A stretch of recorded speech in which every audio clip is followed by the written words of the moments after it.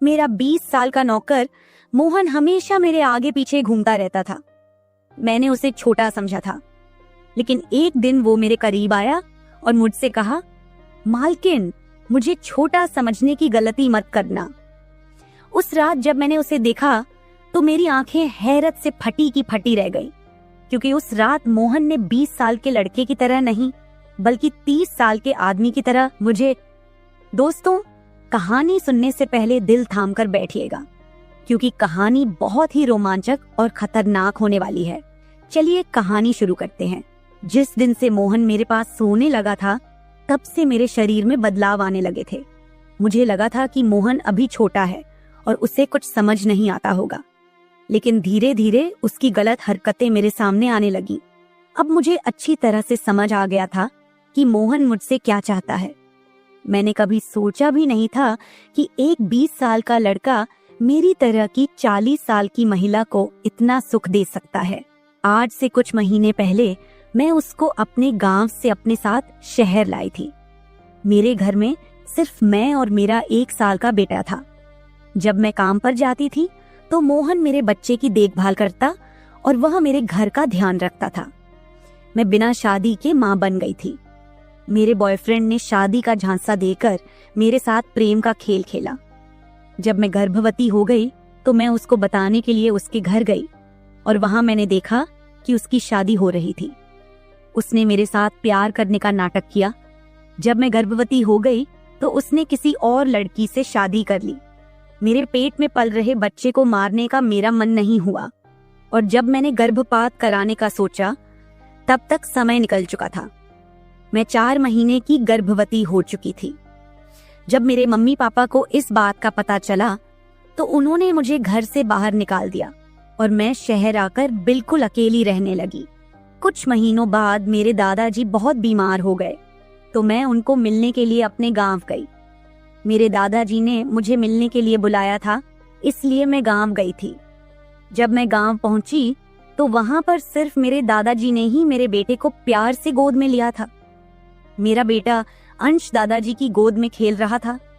तभी मुझे मेरे ऑफिस से फोन आया और मैं बात करने के लिए बाहर चली गई।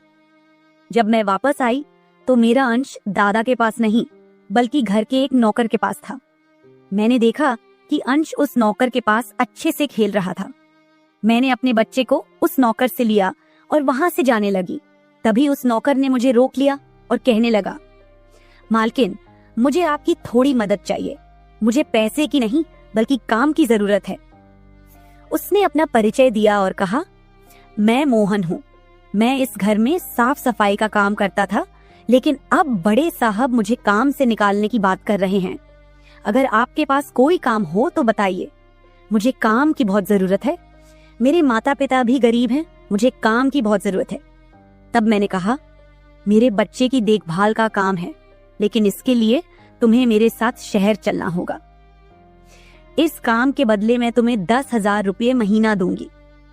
मोहन मेरे साथ शहर आने के लिए तैयार हो गया। मेरा बेटा अंश उसके साथ बहुत प्यार से रहता था। ये देखकर मैंने मोहन को अपने घर लाने का फैसला किया। अब मोहन मेरे घर में ही रहने लगा। मोहन पूरा दिन मेरे बच्चे का ख्याल रखता और घर के कामों में मेरी मदद करता। मोहन ने कुछ ही दिनों के अंदर मेरा दिल जीत लिया था। उसकी देखभाल से मेरे बेटे की सेहत भी सुधर गई थी। जो अंश मुझे रात दिन परेशान करता था, अब वह मोहन के हाथों से अच्छे से खाना खाता था। मैंने मोहन को एक अलग कमरा दिया हुआ था। एक दिन रात में अंश बहुत रोने लगा। किसी भी तरह से वह शांत नहीं हो रहा था। बच्चे के रोने की आवाज सुनकर मोहन मेरे कमरे में आया और उसने अंश को मुझसे ले लिया। मोहन के पास जाते ही अंश शांत हो गया था। रात बहुत हो चुकी थी। अंश मोहन को छोड़ नहीं रहा था, तो मैंने मोहन को अपने कमरे में ही सोने के लिए कह दिया। सुबह जब मैं उठी तो अंश मोहन से लिपट कर सो रहा था। उस रात के बाद से मोहन अंश के लिए मेरे कमरे में ही सोने लगा। मोहन के आने के बाद सब कुछ अच्छे से चल रहा था। मोहन के काम से खुश होकर छुट्टी के दिन मैं उसे मार्केट लेकर गई। वहां मैंने उसके लिए अच्छे अच्छे कपड़े खरीदे और सैलून में जाकर उसकी नई हेयर स्टाइल बनवाई। मोहन देखने में अच्छा था, लेकिन वह एकदम साधारण तरीके से रहता था। उस दिन मैंने उसका पूरा लुक ही बदल दिया था। उसे नए अंदाज में देखकर मैं भी उस पर विश्वास नहीं कर पा रही थी। कल तक जो एक साधारण सा नौकर था, वह इतना हैंडसम और स्मार्ट दिख सकता है, इसकी मैंने कल्पना भी नहीं की थी। मॉल से हम घर आए तो अंश आते ही सो गया था। मैंने उसे कमरे में बिस्तर पर सुला दिया और पानी पीने के लिए बाहर जाने लगी। तभी मोहन मेरे लिए पानी लेकर आया। जब मैं पानी पी रही थी तो मोहन मुझे अजीब सी नजरों से देख रहा था। आज मुझे मोहन के इरादे कुछ ठीक नहीं लग रहे थे। जब मैंने पानी पीकर गिलास रखा तो उसने मुझे गले लगा लिया। कई सालों बाद किसी पुरुष ने मुझे गले लगाया था। मैंने उसे खुद से दूर किया। तब मोहन ने कहा, मालकिन, आपकी वजह से आज पहली बार मैंने खुद से प्यार करना सीखा है। जिंदगी बहुत खूबसूरत है, बस इसे जीना आना चाहिए। आज आपने मेरा कायाकल्प करवाकर मुझ पर बहुत बड़ा उपकार किया है। मैं सच में बहुत अच्छा दिख रहा हूँ। मोहन के चेहरे पर खुशी देखकर मैं भी खुश थी। वह 20 साल का था, लेकिन गांव का लड़का होने के कारण उसका शरीर और कद काठी अच्छी थी। वह घर में भी रोजाना कसरत करता था। उसकी लंबाई भी ठीक ठाक थी। मैंने उससे उसकी पढ़ाई के बारे में पूछा था तो उसने कहा कि मेरे घर के हालात ठीक ना होने के कारण वह ज्यादा पढ़ाई नहीं कर सका। हर सुबह ऑफिस जाने से पहले मैं अपने बच्चे को दुलार कर ऑफिस के लिए निकलती थी। आज जब मैं ऑफिस के लिए निकलने से पहले अंश को चूमने गई तब वह मोहन की गोद में था। अचानक अंश ने अपनी गर्दन घुमाई और मेरे होंठ मोहन के गाल पर जा लगे। मुझे बहुत शर्मिंदगी महसूस हुई। मैंने उससे माफी मांगी और ऑफिस के लिए निकल गई। शाम को जब मैं घर आई तब भी मैं मोहन की आंखों में नजर नहीं मिला पा रही थी। मोहन ने अंश को खाना खिलाकर सुला दिया था। फिर हम दोनों ने साथ में खाना खाया। खाना खत्म करने के बाद मैं अपने कमरे में गई। वहां मैं अपनी दवाइयां ले रही थी क्योंकि आज मैं बहुत थक चुकी थी और मेरे सिर में बहुत दर्द था। उसी की दवा मैं ले रही थी। दवा लेने के बाद भी मेरा सिर बहुत दर्द कर रहा था। मैं अपने कमरे में सिर पकड़कर बैठी हुई थी। जब मोहन ने मुझे इस हालत में देखा तो वह पूछने लगा कि मालकिन, क्या हुआ है? जैसे ही उसे पता चला कि मेरा सिर दर्द कर रहा है, उसने मेरे सिर की मालिश शुरू कर दी। मोहन की मालिश से मुझे आराम मिल रहा था। धीरे धीरे मुझे गहरी नींद आने लगी। उस रात मुझे बहुत अच्छी नींद आई थी। अगले दिन हमारे ऑफिस में पार्टी थी और मैं उसके लिए अच्छे से तैयार हो रही थी। आज मैंने गुजराती लुक अपनाने का फैसला किया। मैंने घाघरा पहन लिया था, लेकिन स्कर्ट का नॉट बांधने में मुझे दिक्कत हो रही थी। तब मैंने मोहन को कमरे में बुलाया और उससे नॉट बांधने को कहा। नॉट बांधते समय उसका हाथ मेरी खुली पीठ पर से गुजर रहा था। मैंने उसे छोटा समझा था, इसलिए मैंने उसे यह काम करने के लिए कहा था। मेरे पास और कोई भी रास्ता नहीं था। तैयार होकर जब मैं जाने लगी तो मोहन ने मेरा हाथ पकड़कर मुझे रोक लिया और अंदर से काजल लेकर आया।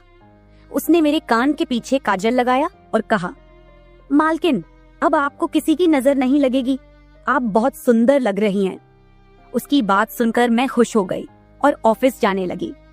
उस दिन शाम को जब मैं घर आई तो मेरे साथ मेरी एक सहेली और उसका बॉयफ्रेंड भी आया। मोहन ने आज बहुत अच्छा खाना बनाया था। मेरी सहेली रितिका और उसका बॉयफ्रेंड 4-5 दिन मेरे घर रुकने वाले थे। अगले दिन रात को मोहन ने खाना बनाया और रितिका और उसके बॉयफ्रेंड को खाने के लिए बुलाया, लेकिन वो दोनों अपने कमरे में ही ड्रिंक कर रहे थे। रितिका तो बहुत ज्यादा पी चुकी थी। वह खाना खाए बिना ही सो गई। उसका बॉयफ्रेंड अरुण हमारे साथ खाना खाने बैठा। उसने कहा, नेहा, तुम रितिका से भी ज्यादा सुंदर हो। अरुण के बोलते ही मोहन उसे गुस्से से देख रहा था। खाना खत्म करने के बाद अरुण अपने कमरे में चला गया। उसके जाते ही मोहन मुझसे कहने लगा, मालकिन, आपके ये कैसे दोस्त हैं? मुझे उस आदमी की बात बिल्कुल भी अच्छी नहीं लगी। तब मैंने मोहन से कहा, मैं तुम्हें घर के मेंबर की तरह समझती हूँ। इसका यह मतलब नहीं कि तुम मेरे मेहमानों से कुछ भी कहे। तुम एक नौकर हो और नौकर की तरह रहो। ज्यादा होशियार बनने की जरूरत नहीं है। तुम्हारा जो काम है सिर्फ वही करो। बाकी मुझे कुछ सिखाने की जरूरत नहीं। मोहन को डांट कर मैं अपने कमरे में चली गई। मैंने उसे डांट दिया था, फिर भी वह मेरे लिए पानी लेकर आया। तब मैं पानी पीकर सो गई। आज मोहन मेरे कमरे में सोने नहीं आया था, ऐसा मुझे लगा। लेकिन सुबह जब मेरी आंख खुली तो मैंने उसे अपने बगल में पाया। जब मैं बिस्तर से उठकर बाथरूम जाने लगी तो रितिका मेरे कमरे में आ गई। वह बहुत गुस्से में लग रही थी। उसने मोहन की तरफ गुस्से से देखा और कहा, तुम्हारे इस देहाती नौकर ने मेरे बॉयफ्रेंड का हाथ तोड़ दिया है। मोहन बस सिर हिलाता रहा और बोला, मालकिन, मैंने कुछ भी नहीं किया। रात को अरुण साहब बहुत नशे में थे, तभी उनका संतुलन बिगड़ गया होगा और वे गिर गए होंगे। मोहन भला अरुण साहब पर हाथ क्यों उठाएगा? मेरे कहने पर मोहन ने उन दोनों से माफी मांगी। रितिका और अरुण तभी वहां से चले गए। मोहन मुझसे भी माफी मांगने लगा। मुझे पता था कि मोहन ने कुछ भी नहीं किया। आज मैं ऑफिस नहीं गई क्योंकि कई दिनों से मेरा शरीर थका थका महसूस कर रहा था। मैंने सोचा था कि आज पूरा दिन घर में ही रहकर आराम करूंगी। नाश्ता करने के बाद मैं फिर से 1 घंटे के लिए सो गई। अंश भी मेरे साथ सो गया था। उठने के बाद मुझे 1 कप चाय की जरूरत महसूस हुई। मैं मोहन को चाय बनाने के लिए पुकार रही थी, लेकिन उसकी तरफ से कोई जवाब नहीं आ रहा था। उसे ढूंढते ढूंढते मैं उसके कमरे में चली गई। जब मैं उसके कमरे में गई तो देखा कि मोहन अभी अभी नहाकर बाथरूम से बाहर आया था। उसने शर्ट नहीं पहनी थी। मैंने पहली बार उसे इस तरह देखा। मोहन का शरीर बेहद मजबूत था। उसका शरीर किसी योद्धा की तरह दिख रहा था। मैं उसे टकटकी लगाकर देख रही थी। मुझे उस वक्त कोई होश नहीं था। कई सालों बाद मैं किसी जवान मर्द को इस तरह बिना कपड़ों के देख रही थी।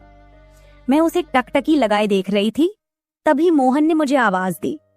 वह मेरे सामने शर्ट पहनकर खड़ा था, फिर भी मैं अपनी सुध बुध खोए उसे देख रही थी। उसने मेरी आंखों के सामने चुटकी बजाई। तब मैं होश में आई और उससे कहा कि मेरे लिए चाय बना दे। आज मैंने घर में ही थोड़ा खुद का स्किन केयर करने का सोचा, इसलिए दोपहर के समय मैं अपने कमरे में अपना पार्लर चलाने लगी। उस समय मैंने शॉर्ट्स और गाउन पहन रखा था और मैं अपने पैरों का वैक्सिंग कर रही थी। वैक्सिंग करते समय गलती से मैंने थोड़ा ज्यादा गर्म वैक्स अपने पैर पर लगा लिया, जिससे जलन हुई और मेरे मुंह से तेज आवाज निकल गई। मेरी आवाज सुनकर मोहन भागता हुआ मेरे कमरे में आया। उसने मेरे जले हुए पैर को देखा। उसने मेरे पैर से गर्म वैक्स हटाया और वहां क्रीम लगा दी। उसके हाथ बार बार मेरे पैर पर अनजाने में फिर रहे थे और उस वक्त मेरे मन में जो भावनाएं उत्पन्न हो रही थीं, उन्हें व्यक्त करना मेरे लिए मुश्किल हो रहा था। मेरे पैर में इतना ज्यादा दर्द हो रहा था कि मेरी सिसकियां निकल रही थीं। मेरी हालत देखकर मोहन ने कहा, मालकिन, अब आप आराम से बिस्तर पर लेट जाइए। आपको जो भी करना है मुझे बताइए, मैं आपकी मदद कर दूंगा। मैंने उसे मेरे दूसरे पैर का वैक्सिंग करने को कहा। मोहन ने जैसा मैंने बताया वैसा ही किया। उसने मेरे चेहरे की मसाज भी कर दी। जब वह मेरी मसाज कर रहा था तो उसके स्पर्श में एक अजीब सा सुकून था, जिसने मेरी पूरी थकान दूर कर दी। अब मोहन मेरे कुछ ज्यादा ही करीब होने लगा था और मुझे भी समझ आने लगा था कि वह मुझसे क्या चाहता है। आज रात मैंने उसे मेरे कमरे में सोने के लिए मना कर दिया। दिन भर मैं घर में नहीं होती, कम से कम रात को तो मुझे मेरे बच्चे के साथ अकेले समय बिताना चाहिए। हर बार मोहन का मेरे कमरे में आना मुझे पसंद नहीं था, इसलिए मैंने उसे कमरे में सोने के लिए मना कर दिया। इस तरह दिन बीतने लगे। कुछ दिनों तक तो मेरा बेटा अंश मोहन के बिना सो नहीं पाया, लेकिन धीरे धीरे उसने रोना बंद कर दिया और उसको मोहन के बिना सोने की आदत हो गई। इस बीच मुझे अपने अंदर कुछ अजीब से बदलाव महसूस होने लगे थे। सुबह उठते ही मेरा शरीर बहुत दुखने लगता था, जैसे सारा दिन किसी भारी काम में बीता हो। हर रात यही सवाल मेरे मन में गूंजता, अचानक ये सब क्यों हो रहा है? कहीं मेरे साथ कुछ गलत तो नहीं होता? कुछ दिनों में मेरी शारीरिक पीड़ा इतनी बढ़ गई कि मुझे बिस्तर से उठने की भी इच्छा नहीं होती थी। आखिरकार मैंने ऑफिस से 1 हफ्ते की छुट्टी ले ली, ये सोचते हुए कि शायद आराम करने से थोड़ा ठीक हो जाऊं। अब सारा दिन अंश मोहन के साथ ही रहता था। जब उसे भूख लगती तो वह बीच बीच में मेरे पास आ जाता। आज मैं अपने कमरे में अपनी कमर पकड़े बैठी थी। कमर में बहुत ज्यादा दर्द हो रहा था। मन में कई ख्याल चल रहे थे। क्या ये दर्द कोई संकेत है? क्या मुझे किसी बड़ी परेशानी का सामना करना पड़ेगा? रात के 10 बजे का वक्त था। मोहन पानी लेकर मेरे कमरे में आया। मेरी कमर पर हाथ देखकर उसने समझ लिया कि मुझे बहुत तकलीफ हो रही है। मोहन ने कहा, मैडम, अगर आपको कोई आपत्ति न हो तो मैं आपकी कमर की मालिश कर देता हूँ। मेरी कमर इतनी दुख रही थी कि मैंने उसकी मालिश के लिए हाँ कर दी, लेकिन उससे पहले मैंने अपने कमरे की लाइट बंद कर दी। छोटे 0 बल्ब की रोशनी में मेरी कमर उसे नहीं दिखेगी, इसलिए मैंने कमरे की बड़ी लाइट बंद करके 0 बल्ब जला दिया। मोहन ने धीरे धीरे मेरी कमर पर मालिश शुरू दी। उसकी उंगलियों का स्पर्श ऐसा था जैसे दर्द को धीरे धीरे चुरा ले जा रहा हो। मैं कुछ पल के लिए पूरी तरह सुकून में खो गई। ऐसा लग रहा था कि मेरी सारी पीड़ा बस छू मंतर हो गई हो। मालिश करते करते मोहन ने अचानक पूछा, मैडम, क्या आपको कभी अंश के पिता की याद नहीं आती? उसका सवाल सुनकर मैं कुछ पल के लिए चुप हो गई। फिर उसने धीरे से कहा, आप इतनी खूबसूरत और जवान हैं, फिर भी आपने अकेले रहने का फैसला क्यों किया? उसकी बातों ने जैसे मेरे दिल को छू लिया। मैंने उससे कहा कि शायद तुम्हारे सवाल का उत्तर मेरे पास नहीं है। उस सवाल पर वहीं विराम लग गया। उसने मेरी बात सुनकर कुछ नहीं कहा, लेकिन उसने मालिश जारी रखी। आज मुझे मोहन के इरादे कुछ ठीक नहीं लग रहे थे। मैं सोचने लगी, क्या मोहन सिर्फ सवाल कर रहा था या उसके मन में कुछ और था? मुझे समझ नहीं आ रहा था कि ये सब सिर्फ एक सामान्य बातचीत थी या फिर किसी रिश्ते की शुरुआत का संकेत। उस रात मोहन की मालिश से मुझे अच्छी नींद आ गई थी। 2 दिन बाद वह तारीख आने वाली थी जब मैंने पहली बार अपने प्रेमी से मुलाकात की थी। उस दिन का इंतजार मेरे दिल में एक तूफान ला रहा था। आखिरकार वह दिन आ ही गया। सुबह से ही मैंने खुद को किसी न किसी काम में व्यस्त रखने की कोशिश की, लेकिन जैसे जैसे रात गहरी हो रही थी, मुझे उसके साथ बिताए पल बार बार याद आ रहे थे। आज मुझे बहुत ही अकेलापन महसूस हो रहा था। आज वह मेरे साथ नहीं था, लेकिन वह मेरे बच्चे का पिता था। अंश को देखकर मुझे रोज उसकी याद आती थी और आज मैं अपनी भावनाओं को छुपा नहीं पाई। मैं अपने कमरे में जोर जोर से रोने लगी। अंश मेरे पास में सो रहा था, इसका भी मुझे ध्यान नहीं रहा। मोहन पानी लेकर मेरे कमरे में आया। मुझे रोते हुए देखकर उसने मुझे पानी पिलाया। पानी पीते हुए मैं थोड़ा शांत हुई, लेकिन मेरी आंखों से बहते आंसू रुकने का नाम नहीं ले रहे थे। मेरे रोने की आवाज सुनकर अंश हल्का सा हिलने लगा।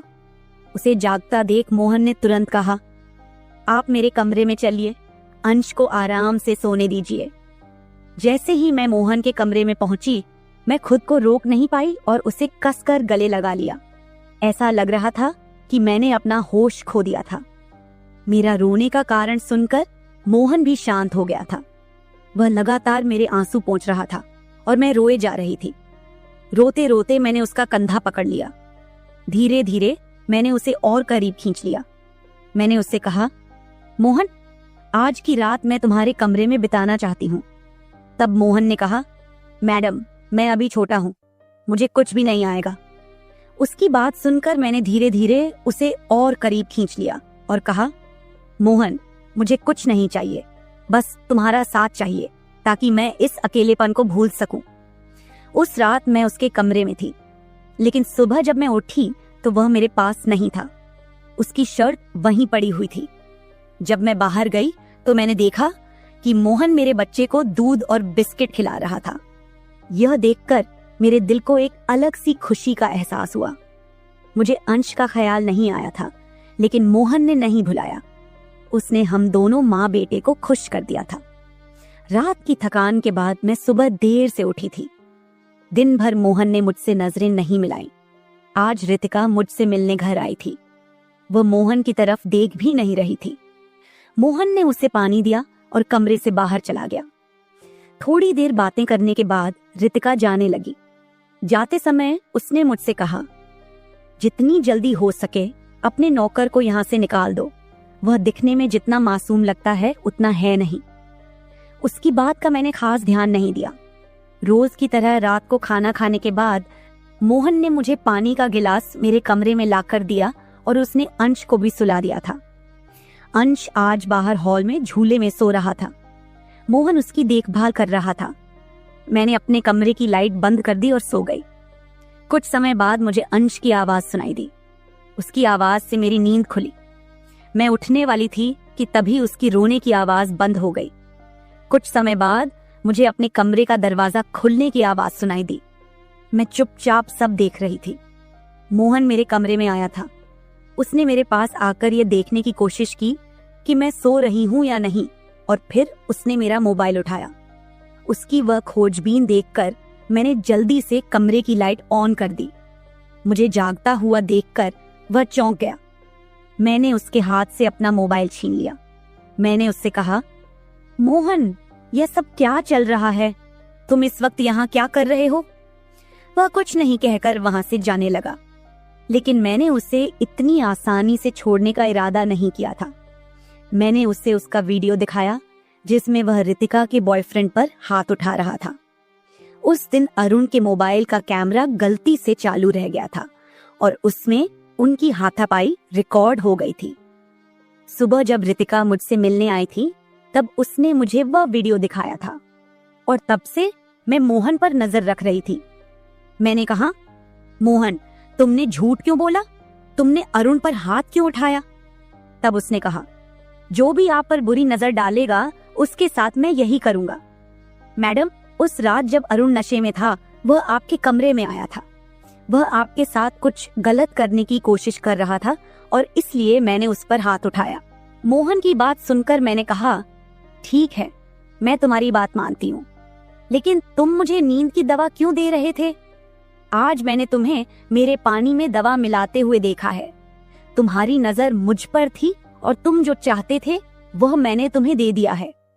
अब बिना कुछ कहे अपना सामान उठाओ और यहाँ से चले जाओ। मैंने गुस्से में कहा, लेकिन मेरी आवाज कांप रही थी। मेरी बात सुनकर उसने मेरी आंखों में देखा और जवाब दिया, आप जो सोच रही हैं वह गलत है। कल रात मैंने आपके साथ कुछ भी गलत नहीं किया। मैंने आपके पानी में सिर्फ एक हल्की नींद की दवा मिलाई थी, जिससे आप मेरे पास आते ही सो गई थी और मुझे आपके साथ कुछ भी गलत नहीं करना था। मैडम, आप जैसा सोच रही हैं वैसा कुछ भी नहीं हुआ है। मैंने कहा, सच सच बताऊं, तुम कौन हो और ये सब क्यों कर रहे हो? मैंने शक भरी नजरों से उसे देखा। वह थोड़ी देर चुप रहा, फिर गहरी सांस लेते हुए बोला, मैं आपको सच बताना चाहता हूँ। कुछ दिनों पहले मैंने आपको रात में फोन पर बातें करते हुए सुना। आपकी बातें सुनकर मैं समझ गया था कि आप फिर से अपने उस धोखेबाज बॉयफ्रेंड से मिलने जा रही हैं। वह शख्स आपके लिए किसी बड़ी मुसीबत का कारण बन सकता है। आप रात को उससे मिलने की योजना बना रही थी, इसलिए मैंने यह कदम उठाया और आपको नींद की दवाई दी। तुमने मेरी बातें सुनी? तुम कौन हो और तुम्हें मेरी जिंदगी में इतनी दिलचस्पी क्यों है? मैंने उसकी तरफ बढ़ते हुए पूछा। उसने कहा, आपके पिताजी ने मुझे आपकी मदद के लिए यहाँ भेजा था। वो आपकी बहुत परवाह करते हैं। उन्होंने मुझे आपकी तस्वीर दिखाकर बताया कि आप किसी पर आसानी से भरोसा नहीं करती। जब मैंने आपको पहली बार देखा तो ऐसा लगा जैसे आप मेरे दिल के बेहद करीब आ गई थीं। लेकिन मैंने ठान लिया था कि मैं सिर्फ आपकी भलाई के लिए काम करूंगा, चाहे जो हो। थोड़ी देर रुककर उसने मेरी ओर देखा और आगे बोला, लेकिन जब मैंने यहाँ आकर देखा कि आपका बॉयफ्रेंड आपको धोखे में रख रहा है तो चुप रहना मेरे लिए मुश्किल हो गया। उसने अपनी पत्नी को तलाक नहीं दिया है और वह आपके करीब सिर्फ इसलिए आ रहा है ताकि आपके बच्चे को अपने पास ले जा सके। उसका मकसद कभी भी सच्चा नहीं था। यह सुनकर मेरे पैर तले जमीन खिसक गई। मैंने उस पर भरोसा नहीं किया, लेकिन उसने जो बातें कही उनका सच जानने के लिए मैंने जांच की। जो कुछ भी उसने कहा था वह सच निकला। मेरा बॉयफ्रेंड मुझे धोखा दे रहा था। कुछ समय बाद मैंने मोहन से पूछा, तुमने यह सब क्यों किया? तुम्हारा मकसद क्या था? उसने कहा, मैं सिर्फ यह चाहता था कि आप सुरक्षित रहें। आपके लिए मेरी भावनाएं सच्ची हैं लेकिन मैंने कभी उन भावनाओं को आप पर थोपने की कोशिश नहीं की। उस दिन मुझे एहसास हुआ कि मोहन जैसा ईमानदार और सच्चा इंसान मेरी जिंदगी में था। उसने मेरी सुरक्षा के लिए जो किया वह किसी और ने शायद ही किया होता। आज मैं मोहन के साथ एक नई जिंदगी शुरू कर चुकी हूँ।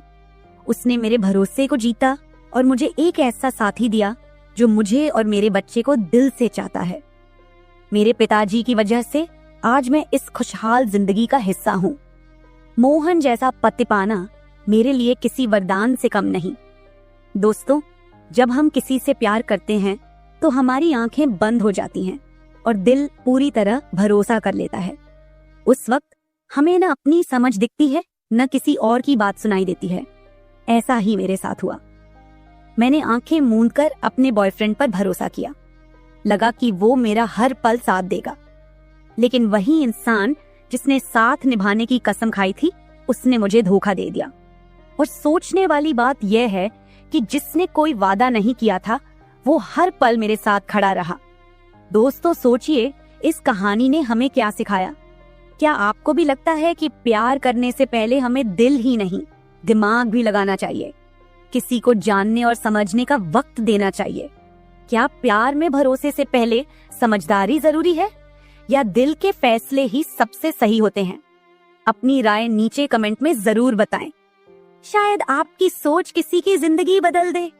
ऐसी ही दिलचस्प और रोमांचक कहानियों के लिए हमारे चैनल को सब्सक्राइब करना न भूलें। मेरी चाची धन्यवाद। बहुत खूबसूरत और नौजवान थी। वह घर में अकेली रहती थी और मुझे अपने पास बुला लेती और अपनी तन्हाई मिटाती थी। मैं भी खुश होकर चाची के पास चला जाता और उसके साथ कुछ हसीन लम्हे बिताता। एक दिन चाची ने मुझे अपने घर बुलाया। मैं भी खुश होकर चाची के घर चला गया। मैं जैसे ही चाची के घर पहुंचा तो चाची वॉशरूम से नहाकर बाहर आ रही थी। जैसे ही मैंने चाची को देखा तो मेरे होश ही उड़ गए। चाची ने मुझे अपना वो दिखाकर, मेरी चाची बहुत ज्यादा खूबसूरत थी। वह लगती ही नहीं थी कि वह एक शादीशुदा औरत है। उस वक्त मैं अपने चाचा के घर रहने आया था, क्योंकि मम्मी पापा दोनों बाहर विदेश जा रहे थे। पहले जब चाचू पापा को मुबारकबाद देने आए तो उन्होंने पापा से जाते हुए कहा कि राहुल को हमारे घर छोड़ जाए। पापा ने उन्हें काफी मना किया कि अब राहुल बड़ा हो गया है और अपना ख्याल रख सकता है, लेकिन वह नहीं माने। उन्होंने पापा को राजी कर लिया और मेरी ख्वाहिश पूरी हो गई। मेरे पास हमारे पुराने घर की चाबी थी जो खाली पड़ा हुआ था, जिसे मैं अपने मकसद के लिए भरपूर इस्तेमाल करता था। चाची मोनिका की शादी मेरे चाचा से 10 साल पहले हुई थी। मैं उस वक्त 10 साल का था, मगर उस वक्त चाची को देखकर मुझे बहुत अच्छा लगता था, क्योंकि वह न सिर्फ खूबसूरत थी बल्कि धीमे लहजे वाली और भरपूर जिस्म की मालिक थी। चाचा और चाची की जोड़ी मिसाइल समझी जाती थी, पर अभी तक वह दोनों औलाद से दूर थे। वह दोनों ने अपनी किस्मत समझकर सब्र कर लिया था। चाची और चाचू में बहुत ज्यादा प्यार था और मेरा अंदाजा था कि चाचा चाची की हर ख्वाहिश पूरी करते होंगे। शादी के बाद चाची का बदन बहुत दिलकश हो गया था। खूबसूरत तो वह पहले ही थी, मगर अब शरीर का हर हिस्सा अपनी तरफ झुकता हुआ महसूस होता था।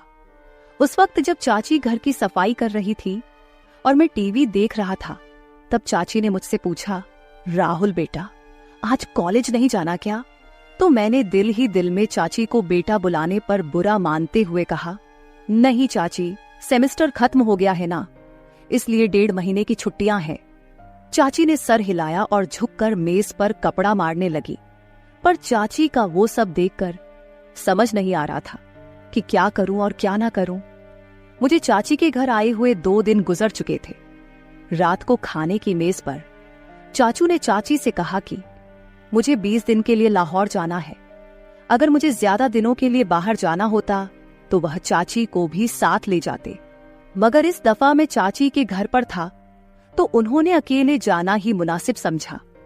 मैंने चाची का रूटीन और उनकी आदतों का अच्छी तरह से अभ्यास किया था।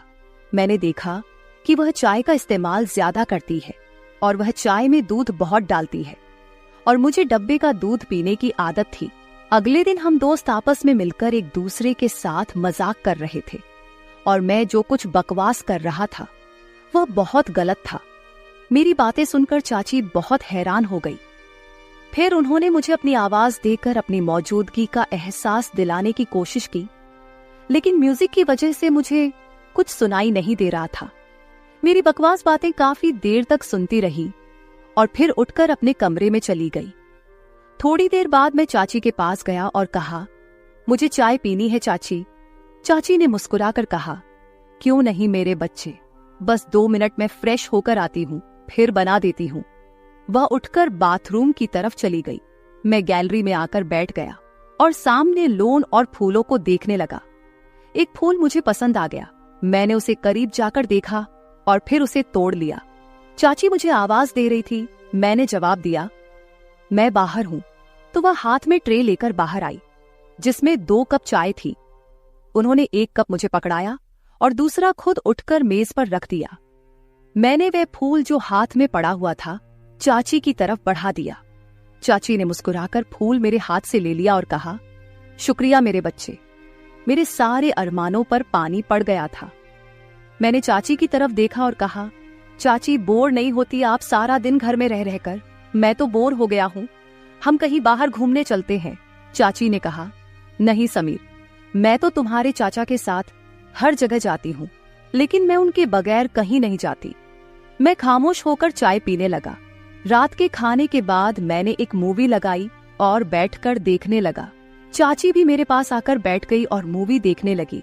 चाची ने जब देखा कि यह वही बकवास हो रही है जो मैं दोपहर को गेम खेलते वक्त कर रहा था, तो उन्होंने कहा, अच्छा, तो ये सारी बकवास बातें तुमने यहाँ से सीखी है? वह बोली, बेटा ये तो बहुत गलत बात है, तुम बहुत ही गलत भाषा इस्तेमाल करते हो। शर्म से मेरे पसीने छूट गए।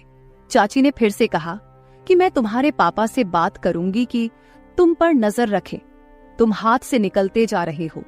मैंने नजर उठाकर देखा और चाची से कहा, गलती हो गई चाची, मुझे माफ कर दे। पर क्या करूं, सभी लड़के इसी तरह की मूवी देखते हैं, मुझे भी उन्हें जवाब देना होता है, तो इस तरह की बातें मुंह से निकलती हैं।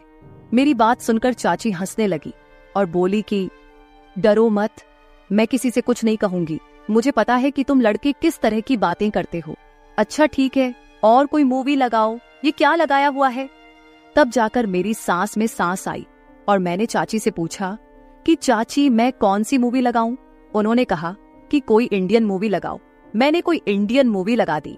चाची मूवी देख रही थी और मैं चोरी चोरी चाची को देख रहा था। चाची ने अपनी एक टांग उठाकर दूसरी टांग पर रखी और सोफे की टेक और बाजू से लगकर आराम से बैठ गई।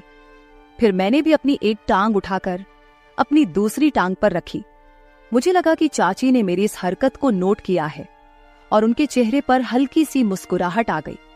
मैं भी चाची की तरह दूसरे कोने पर बैठा हुआ था। फिर चाची ने मुस्कुराते हुए अपनी पोजीशन सही की और मैंने भी उनको देखा और सही होकर बैठने में ही बेहतर समझा। चाची हंसने लगी और बोली, राहुल तुम मेरी नकल उतार रहे हो। मैंने उनकी तरफ देखकर सर हिलाया तो उन्होंने थोड़ा सा गुस्सा करते हुए कहा, तुम मुझे क्यों तंग कर रहे हो? मैंने मुस्कुराकर कहा, आपको तंग करना मुझे अच्छा लगता है। वो बोली, क्यों?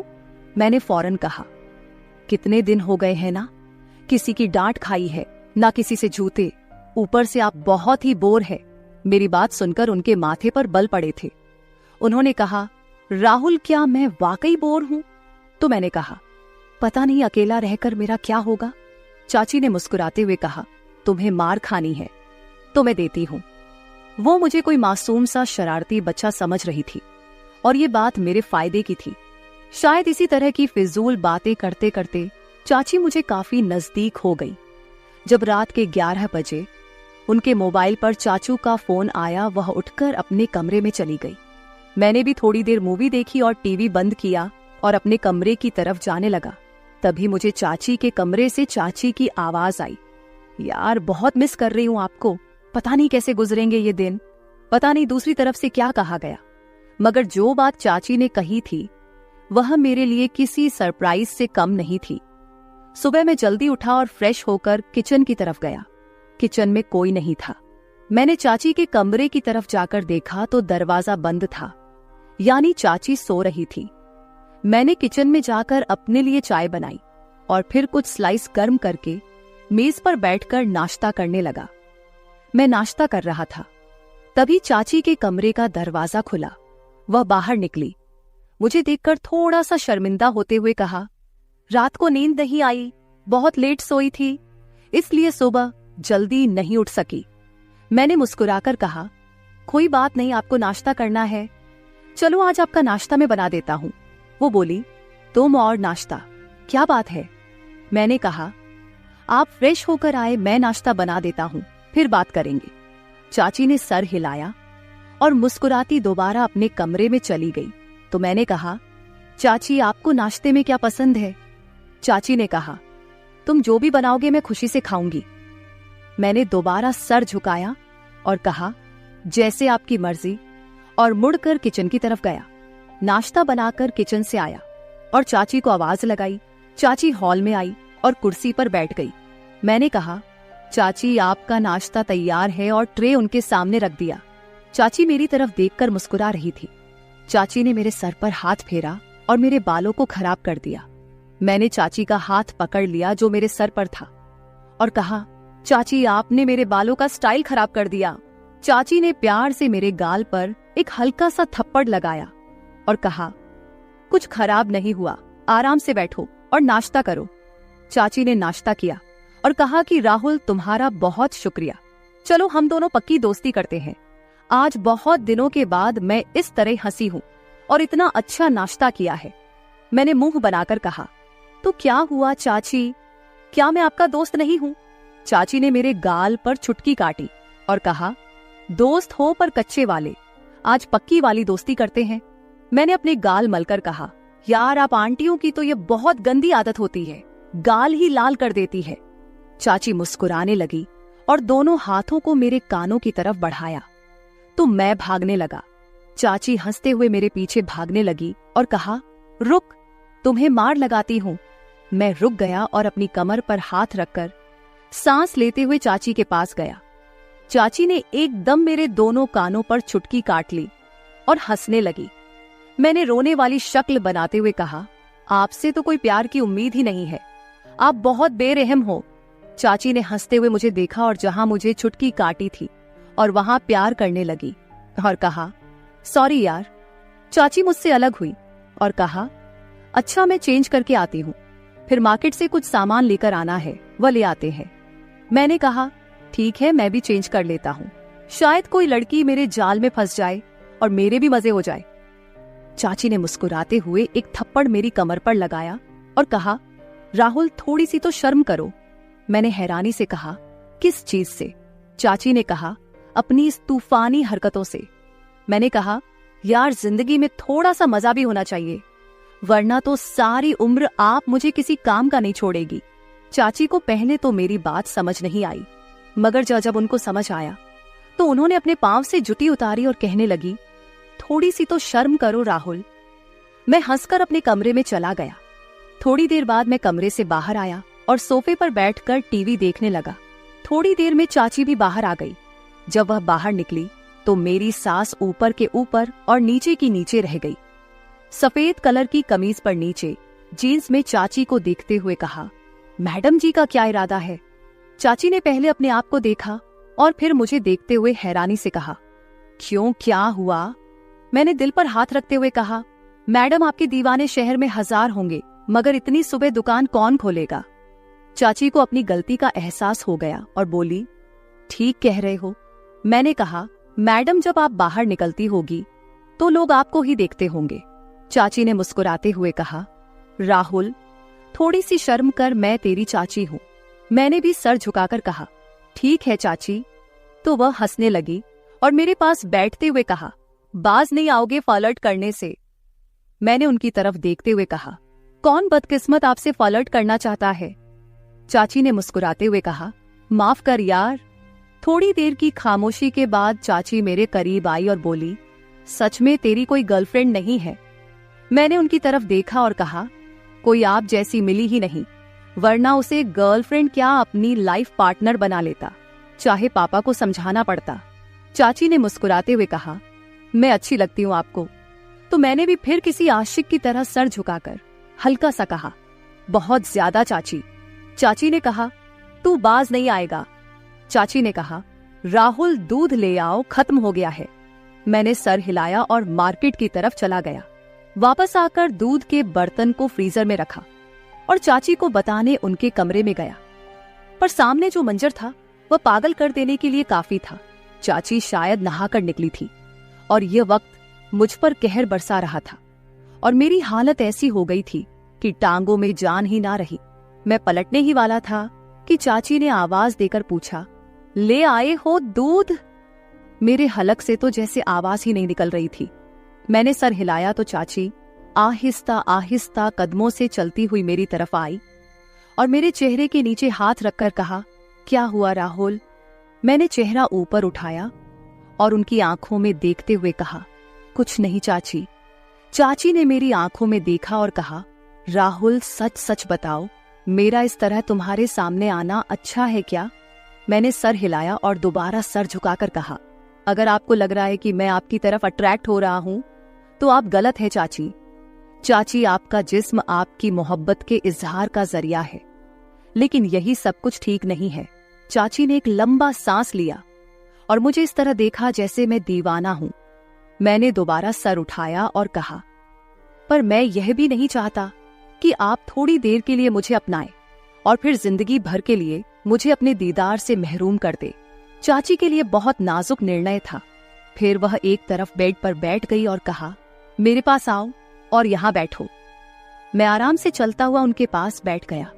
उन्होंने मेरा हाथ पकड़कर अपने दूसरे हाथ पर रखा और कहा, समीर जो मिल जाए उस पर शुक्र करना चाहिए। चाची के जहन में क्या चल रहा था और उस वक्त वहां से मैदान जंग छोड़कर भाग जाने वाली बात थी। मैं सुकून से कमरे में वापस आ गया। तभी मुझे लगा कि चाची अंदर रो रही है। उनकी सिसकने की आवाज बाहर तक आ रही थी। मैं दरवाजे के पास गया और कहा कि आप ठीक है? अंदर से कोई जवाब नहीं आया, बस सिसकने की आवाज बंद हो गई। मैंने फिर पूछा, चाची क्या बात है, आप क्यों रो रही है? अंदर से आवाज आई, राहुल मैं थोड़ी देर के लिए अकेली रहना चाहती हूँ, प्लीज अपने रूम में चले जाओ। मैंने कहा, ठीक है, आप ठीक तो है ना? चाची ने कहा, मैं ठीक हूं। मुझे कुछ समझ नहीं आ रहा था कि आगे क्या करना चाहिए। मैं जल्दी से वापस आ गया। फिर कुछ देर बाद चाची भी फ्रेश होकर बाहर आई और मुझसे माफी मांगने लगी। उस दिन के बाद से मैंने चाची का बहुत ज्यादा ख्याल रखना शुरू कर दिया, क्योंकि वह बहुत ज्यादा तन्हाई का शिकार हो गई थी और मुझसे प्यार करने लगी थी। मैंने फोन करके चाचू को वापस बुला लिया। चाची जवान और खूबसूरत औरत थी, इसलिए वह अपनी तन्हाई को मिटाने के लिए बहुत ज्यादा तरस गई थी। लेकिन यह शुक्र है कि हम दोनों में इस तरह का कुछ भी नहीं हुआ। कुछ दिन मैंने और चाची के घर गुजारे और फिर मेरे मम्मी पापा घर वापस आ गए और मैं अपने घर वापस चला गया। मेरा सभी लोगों को यही कहना है कि हमेशा घर में किसी के सहारे अपनी बहन या बीवी को अकेले छोड़कर ना जाए, क्योंकि अकेलेपन से जूझ रहा इंसान कभी भी गलत रास्ते पर जा सकता है। लिहाजा ये काम करने से पहले 1000 बार सोचे, क्योंकि आप लोगों के घर टूट सकते हैं। मर्दों को गुजारिश है कि वह अपनी बहन या बीवी को किसी के भरोसे छोड़कर ना जाए। तो मेरे प्यारे दोस्तों, यह थी हमारी आज की छोटी सी कहानी। आपको यह कहानी कैसी लगी कमेंट करके जरूर बताएं। अगर आप ऐसी ही और भी इंटरेस्टिंग और रोमांटिक कहानियां सुनना चाहते हो तो चैनल को सब्सक्राइब जरूर कर ले और बेल आइकॉन ऑन कर ले, ताकि आपको मेरी हर कहानी समय पर मिल सके। कल मिलेंगे एक और नई कहानी के साथ। धन्यवाद।